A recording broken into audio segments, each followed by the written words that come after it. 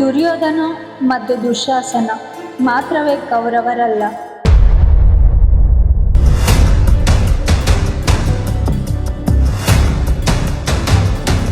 ಇನ್ನು 98 ಜನರ ಹೆಸರು ನಿಮಗೆ ಗೊತ್ತಾ?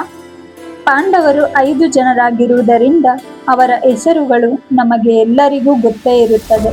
ಆದರೆ ಧೃತರಾಷ್ಟ್ರ ಮತ್ತು ಗಾಂಧಾರಿಯವರ 100 ಪುತ್ರರಾದ ಕೌರವರಲ್ಲಿ ದುರ್ಯೋಧನ ಮತ್ತು ದುಶ್ಯಾಸನರನ್ನು ಬಿಟ್ಟರೆ ಉಳಿದವರ ಹೆಸರುಗಳು ಅನೇಕರಿಗೆ ತಿಳಿದಿಲ್ಲ.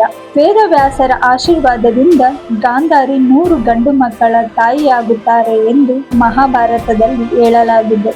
ಆ 100 ಮಕ್ಕಳನ್ನೇ ನಾವು ಕೌರವರು ಎಂದು ಕರೆಯುತ್ತೇವೆ.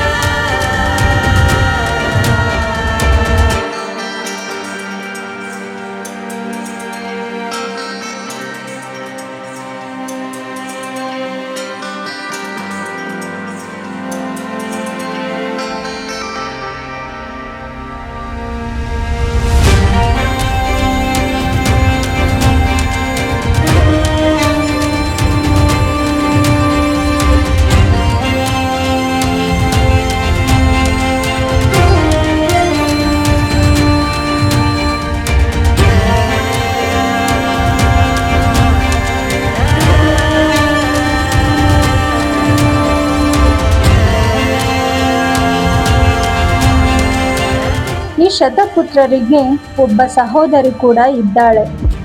ಅವಳ ಹೆಸರನ್ನು ನಿಮಗೆ ಗೊತ್ತಿದ್ದರೆ ಕಾಮೆಂಟ್ ಮಾಡಿ.